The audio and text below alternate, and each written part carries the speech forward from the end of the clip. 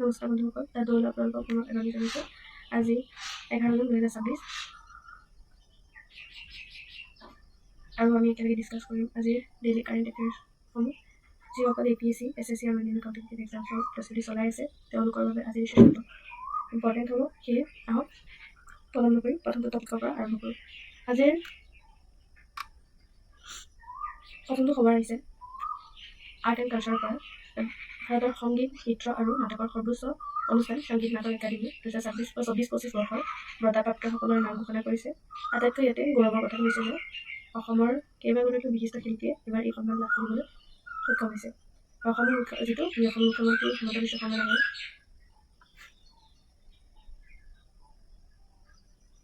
খবৰটো শ্বেয়াৰ কৰিছে। আহক বঁটাপ্ৰাপ্তসকলৰ নামবোৰ জানি লওঁ। সংগীত নাটক একাডেমী বঁটা 2024 পাইছে শ্ৰী প্ৰেম ওজা বৰবায়ন সত্ৰীয়া নৃত্যৰ বাবে আৰু শ্ৰী বিপুল চন্দ্ৰ দাস কথক নৃত্যৰ বাবে। তেওঁলোকে 2025 বৰ্ষৰ সংগীত নাটক একাডেমীৰ এৱাৰ্ড পাইছে শ্ৰীমতী চেতনা দাস অভিনয় আৰু শ্ৰীমতী মল্লিকা কণ্ডলী সত্ৰীয়া নৃত্য আৰু শ্ৰী ভাস্কৰ জ্যোতি ওজা সত্ৰীয়া সংগীতৰ বাবে। এতিয়া তাৰ পৰৱৰ্তী বঁটাটো হৈছে উস্তাদ বিছমিল্লাহ খান য়োগা পুৰস্কাৰ। 2024 বৰ্ষৰ এই পুৰস্কাৰ পাবলৈ সক্ষম হৈছে শ্ৰীমতী মীনাক্ষী মেধি সত্ৰীয়া নৃত্যৰ বাবে, শ্ৰী দিলীপ হীৰা লোকসংগীত আৰু শ্ৰী বিদ্যুৎ কুমাৰ নাথ নাটক পৰিচালনাৰ বাবে। 2025 বৰ্ষৰ এই বঁটা পাবলৈ সক্ষম ব্যক্তিসকল হৈছে শ্ৰী নিৰঞ্জন শইকীয়া বৰবায়ন সত্ৰীয়া নৃত্যৰ বাবে, শ্ৰী দেৱজিৎ শইকীয়া খোলবাদ্যৰ বাবে আৰু শ্ৰী হীৰকজ্যোতি শৰ্মা টোকাৰী গীতৰ বাবে। এতিয়া হওক এক্সামৰ পইণ্ট অফ ভিউৰ পৰা ইয়াত আজি ষ্টেটিক জিকেখিনি চাই লওঁ। সংগীত নাটক একাডেমী বঁটা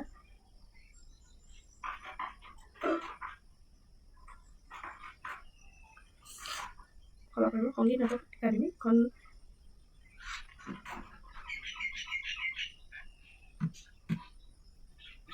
1952 চনত গঠন কৰা হৈছিল। ইয়াৰ প্ৰথম অধ্যক্ষ আছিল ডক্টৰ PV ৰাজমোহন। এই একাডেমীয়ে প্ৰধানকৈ 3 ধৰণৰ বঁটা দিয়ে। একাডেমী ৰত্ন, এইটো সৰ্বোচ্চ আৰু বিৰল হয়।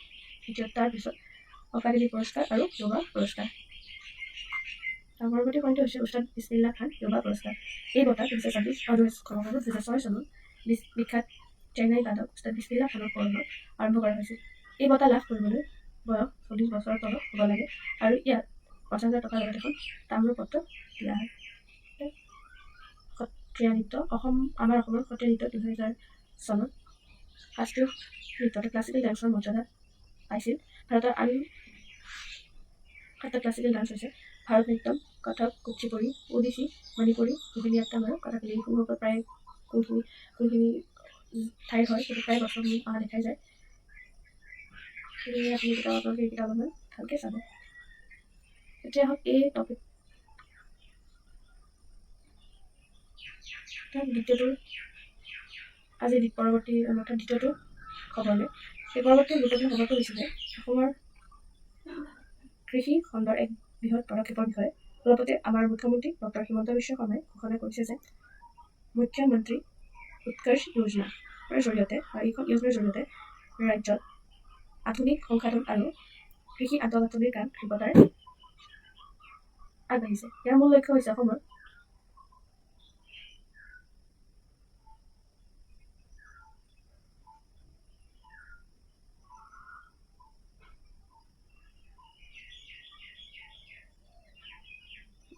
কৃষিজাত সামগ্ৰীৰ মূল্য সংযোজন কৰা আৰু খেতিয়কসকলক আৰ্থিকভাৱে শক্তিশালী কৰা। এই আঁচনিৰ অধীনত 4টা বিশেষ প্ৰকল্প বিভিন্ন জিলাত গঢ়ি তোলা হৈছে, যিবোৰ পৰীক্ষাৰ বাবে অতি গুৰুত্বপূৰ্ণ। প্ৰথমটো প্ৰকল্প হৈছে পাইনএপল প্ৰচেছিং ইউনিট, এইটো লখিমপুৰ জিলা, মডাৰ্ণ ৰাইচ মিল মৰিগাঁও জিলা, high tech mushroom sponge unit Tinsukia, advance spice processing unit Kamrup. এতিয়া আহক এই টপিকটোৰ লগত জড়িত কেন্দ্ৰীয় চৰকাৰৰ কেইটামান গুৰুত্বপূৰ্ণ আঁচনিৰ বিষয়ে ষ্টেটিক জিকেখিনি চাই লওঁ।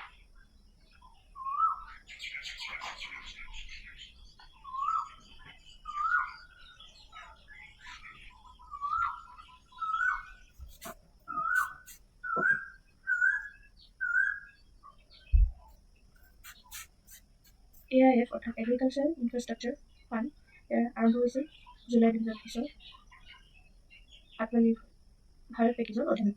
ইয়াৰ মুঠ পুঁজি আবণ্টন দিয়া হৈছিলে 1 লাখ কোটি টকা আৰু ইয়াৰ নোডেল এজেঞ্চি আছিলে নাবাৰ্ড তথা national bank for agriculture and rural development.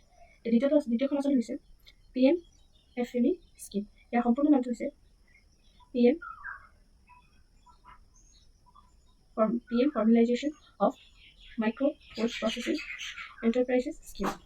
ইয়াৰ আৰম্ভ হৈছিলে জুন 2020 আৰু আবণ্টন দিয়া হৈছিলে 10,000 কোটি টকা আৰু ইয়াৰ নোডেল মন্ত্ৰালয় আছিল ministry of food processing industries. তৃতীয়খন আঁচনি হৈছে MIDH। ইয়াৰ সম্পূৰ্ণ ৰূপটো হৈছে mission for integrated development of horticulture. এবিধ চেণ্ট্ৰেলি স্পন্সৰ্ড স্কিম। এই পুঁজিৰ অনুপাত উত্তৰ পূৰ্বাঞ্চল ৰাজ্যসমূহ অসমকে ধৰি সমূহৰ বাবে 90:10 কেন্দ্ৰীয় ৰাজ্য। ইয়াৰ অধীনত ফল মূল শাক পাচলি আৰু মছলা আদি সামৰি লোৱা হয়। এতিয়া আহক এই খণ্ডটোৰ পৰা আমাৰ পৰীক্ষাত দিব পৰা কেইটামান প্ৰশ্ন চাই লওঁ। প্ৰথমটো প্ৰশ্ন হৈছে শেহতীয়াকৈ চৰ্চাত থকা মুখ্যমন্ত্ৰী উৎকৰ্ষ যোজনাৰ মূল গুৰুত্ব তলৰ কোনটোৰ ওপৰত? প্ৰথমটো হৈছে অপশ্যন এত আছে খেতিয়কক বিনামূলীয়া বিদ্যুৎ যোগান, অপশ্যন বিটোত আছে আধুনিক সংসাধীন আৰু কৃষি আন্তঃগাঁথনি, অপশ্যন চিটোত আছে গ্ৰাম্য পথ নিৰ্মাণ আৰু অপশ্যন ডিত আছে ট্ৰেক্টৰ বিতৰণ। ইয়াৰ সঠিক উত্তৰটো আমি অলপ আগত আলোচনা কৰি পাইছোঁ। সঠিক উত্তৰটো হ'ব অপশ্যন বি আধুনিক সংসাধন আৰু কৃষি আন্তঃগাঁথনি অৰ্থাৎ modern processing and agri infrastructure. এতিয়া হ'ল তাৰ দ্বিতীয়টো প্ৰশ্নলৈ আগবঢ়ো। দ্বিতীয়টো প্ৰশ্ন হৈছে মুখ্যমন্ত্ৰী উৎকৰ্ষ যোজনাৰ অধীনত তলৰ যোনসমূহ বিবেচনা কৰক। প্ৰথমটো আছে পাইনাপল প্ৰচেছিং ইউনিট লখিমপুৰ। দ্বিতীয় ষ্টেটমেণ্টত আছে high tech mushroom spawn unit Tinsukia, advance spice processing unit Morigaon. ইয়াৰে অপশ্যন কোনকেইটা ইয়াৰ কাৰেক্টলি মেটচ হৈছে? অপশ্যন এত আছে 1 and 2 অনলি, অপশ্যন বিত আছে 1 and 3 অনলি, অপশ্যন চিত আছে 2 and 3 অনলি আৰু অপশ্যন ডিত আছে 1, 2 and 3। ইয়াৰে সঠিক উত্তৰটো হ'ব অপশ্যন এ অৰ্থাৎ 1 and 2 অনলি।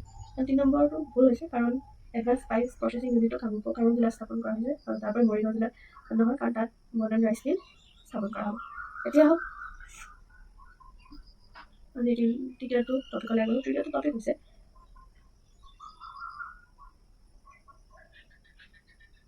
আজি অৰ্থাৎ 11 জুন ভাৰতৰ স্বাধীনতা সংগ্ৰামৰ এগৰাকী অন্যতম মহান বিপ্লৱী স্বাধীনতা সংগ্ৰামী আৰু কবি পণ্ডিত ৰাম প্ৰসাদ বিষ্ণোইৰ জন্ম জয়ন্তী। আজিৰ দিনটোতে 1897 চনত উত্তৰ প্ৰদেশৰ শ্বাহজাহানপুৰত তেওঁৰ জন্ম হৈছিল। ব্ৰিটিছ শাসকৰ বিৰুদ্ধে সশস্ত্ৰ সংগ্ৰাম গঢ়ি তোলাৰ ক্ষেত্ৰত তেওঁৰ ভূমিকা অতুলনীয় আছিল। আহক তেওঁৰ সৈতে জড়িত পৰীক্ষাৰ উপযোগী কেইটামান পইণ্টসমূহ নোট কৰি লওঁ।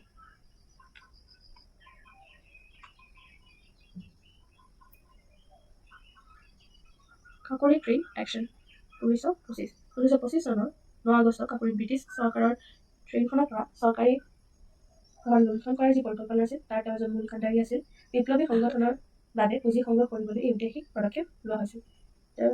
দ্বিতীয়টো হৈছে বিপ্লৱী সংগঠন। তেওঁ হিন্দুস্তান ৰিপাব্লিকান এছ'চিয়েশ্যন অৰ্থাৎ HRA এজন সক্ৰিয় আৰু অন্যতম প্ৰতিষ্ঠাপক সদস্য আছিল। দ্বিতীয়টো ঘটনা আছিল মইনপুৰী কনস্পিৰেচি 1980।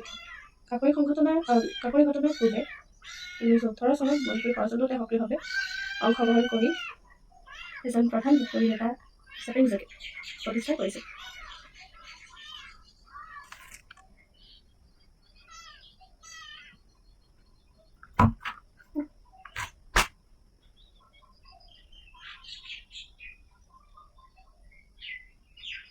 তাৰোপৰি তেওঁ এগৰাকী পাঠক কবিও আছিল আৰু তেওঁ বিস্মিল আভিৰাম ছদ্মনামেৰে দেশপ্ৰেমমূলক কবিতা লিখিছিল।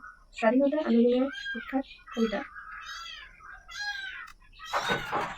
সৰফৰোশী কি তামান্না তেওঁৰ কণ্ঠত এক সুকীয়া গান পাই উঠিছিল। ব্ৰিটিছে তেওঁক দোষী সাব্যস্ত কৰি মাত্ৰ 30 বছৰ বয়সত 1927 চনৰ 19 ডিচেম্বৰত গোৰখপুৰ কাৰাগাৰত ফাঁচি দিয়ে। লগতে তেওঁৰ সৈতে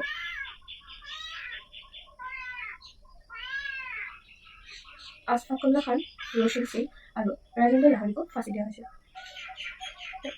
এই টপিকৰ পৰা পূৰ্বতে আহি যোৱাত আমি প্ৰশ্ন ইয়াত এড কৰিছোঁ। প্ৰশ্নটো হৈছে এনেধৰণৰ যে 1925 চনত কাকোৰি ট্ৰেইন ডকাইতি কাৰ্যসূচী কোনটো সংগঠনে আয়োজন কৰিছিল? অপশ্যন এত আছে স্বৰাজ পাৰ্টি, অপশ্যন বিত আছে ইণ্ডিয়ান নেশ্যনেল কংগ্ৰেছ, অপশ্যন চিত আছে অনুশীলন সমিতি। অপশন ডি আছে Hindustan Republican association.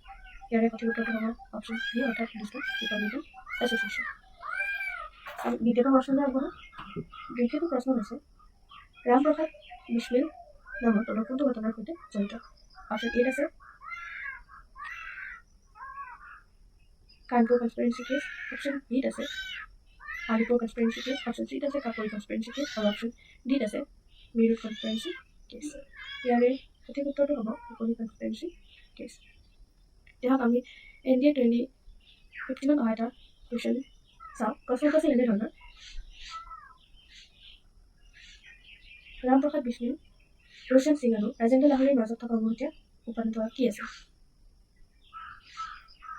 Option A তেওঁলোকে 1929 চনৰ 8 এপ্ৰিলত কেন্দ্ৰীয় বিধানসভাত বোমা নিক্ষেপ কৰিছিল। অপশন বি তেওঁলোকে স্বৰাজ দলৰ প্ৰতিষ্ঠাপক সদস্য আছিল। অপশন চি তেওঁলোকৰ হিন্দুস্তান ৰিপাব্লিকান এছ'চিয়েশ্যনৰ প্ৰতিষ্ঠাপক আছে আৰু অপশন ডি তেওঁলোকৰ কাকোৰী ষড়যন্ত্ৰ গোচৰৰ সৈতে জড়িত আছিল। ইয়াৰে সঠিক উত্তৰটো হ'ব অপশন ডি তেওঁলোক কাকোৰী ষড়যন্ত্ৰ গোচৰৰ সৈতে জড়িত আছিল।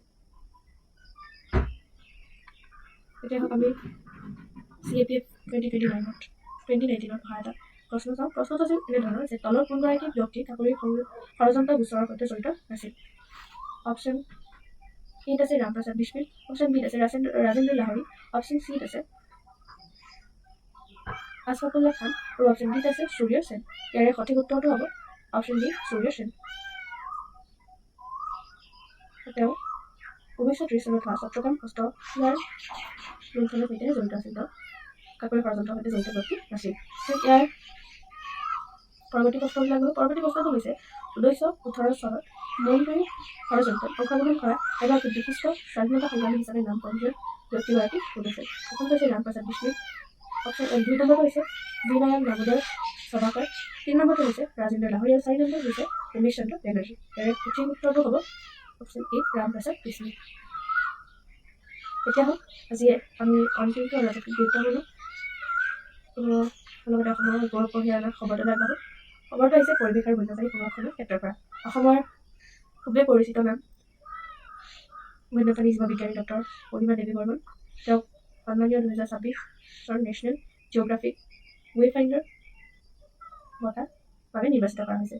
সমগ্ৰ বিশ্বৰ 6খন মহাদেশৰ পৰা নিৰ্বাচিত 15গৰাকী দূৰদৰ্শী ব্যক্তিৰ ভিতৰত তেওঁ হৈছে একমাত্ৰ ভাৰতীয় অসমীয়া। আহক তেওঁৰ এই অভূতপূৰ্ব যাত্ৰা আৰু পৰীক্ষাৰ গুৰুত্বপূৰ্ণ কিছুমান তথ্যসমূহ জানি লওঁ। প্ৰথমটো হৈছে হাড়গিলা সংৰক্ষণ।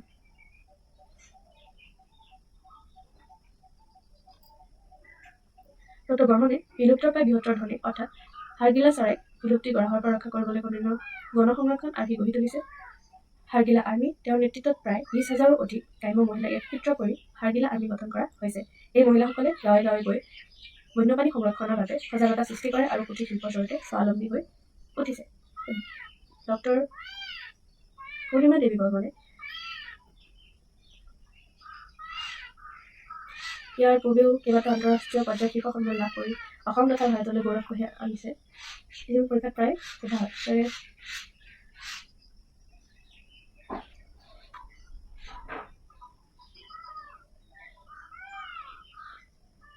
চেম্পিয়ন অফ দি আৰ্থ 2020 ৰাষ্ট্ৰসংঘৰ সৰ্বোচ্চ পৰিৱেশ বঁটা চেম্পিয়ন অফ দি আৰ্থ তেওঁ এণ্টাৰপ্ৰিনিউৰিয়েল ভাৰ্চনত শাখাত বঁটা লাভ কৰিছে। তেওঁ দ্বিতীয়টো আছে হোৱাইটলি গোল্ড এৱাৰ্ড যিটো গ্ৰীণ অস্কাৰ হিচাপে জনা যায়। 2024 বৰ্ষত তেওঁ পৰিৱেশ ক্ষেত্ৰত অতিকৈ সন্মানীয় গ্ৰীণ অস্কাৰৰ ক্ষেত্ৰত ইত্যাদিৰ গোল্ড বঁটাৰে দ্বিতীয়বাৰ অভিভূষিত কৰা হৈছিল আৰু ইয়াৰ পূৰ্বতে তেওঁ 2017 চনত এই বঁটা পাবলৈ সক্ষম হৈছিল। এতিয়া বলক এই প্ৰতিযোগিতামূলক পৰীক্ষাত অহা কেইটামান প্ৰশ্ন আমি চাই লওঁ। প্ৰথমটো প্ৰশ্ন হৈছে হাড়গিলা আৰ্মি নেতৃত্বৰ দিয়াৰ বাবে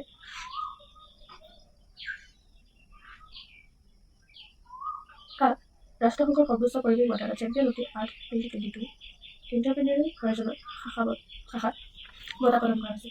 ইয়াৰে উত্তৰটো জানোৱেই, এইজন হৈছে অসমৰ বিখ্যাত মহিলা পূৰ্ণিমা দেৱী বৰ্মন। দ্বিতীয়টো প্ৰশ্ন হৈছে এটা চিৰিয়াছ অহা প্ৰশ্ন। এই প্ৰশ্নটো আছিল যে সৰ্বপ্ৰথমগৰাকী ব্যক্তিক ৰাষ্ট্ৰসংঘৰ পৰিৱেশ কাৰ্যসূচীৰ UNEP-ৰ 2022 চনৰ চেম্পিয়ন অফ দি আৰ্থ এৱাৰ্ডেৰে সন্মানিত কৰা হৈছে। ইয়াৰ অপশ্যন এটা আছিল লীলা ভাট, অমিত দেশগুপ্তা, পূৰ্ণিমা দেৱী বৰ্মন আৰু বংশিকা শৰ্মা। ইয়াৰে সঠিক উত্তৰটো হ'ব অপশ্যন চি পূৰ্ণিমা দেৱী বৰ্মন। যে হওক, তাৰ পৰৱৰ্তী প্ৰশ্নটো আছে যে গ্ৰীণ অস্কাৰ হিচাপে পৰিচিত অৰ্থাৎ হোৱাইটলি গ'ল্ড এৱাৰ্ড 2024 লাভ কৰা ভাৰতীয় মহিলাগৰাকী নাম কি?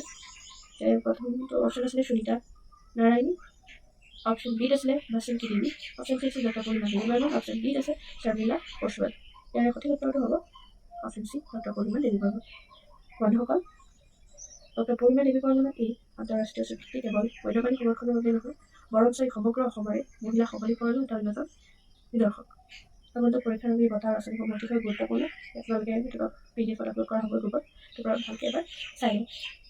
আজিৰ আমাৰ এই আলোচনাৰ ইয়াতে সামৰণি মাৰিছোঁ। আশা কৰোঁ আপোনালোকে প্ৰতিটো পইণ্ট ভালদৰে বুজি পাইছে আৰু নোট কৰি লৈছে। এইদৰে দৈনিক সাম্প্ৰতিক পৰিমাৰ্জনাৱলী পাই থাকিবলৈ ডাঙৰ লগত জড়িত হৈ থাকক। আকৌ লগ পাম। ধন্যবাদ।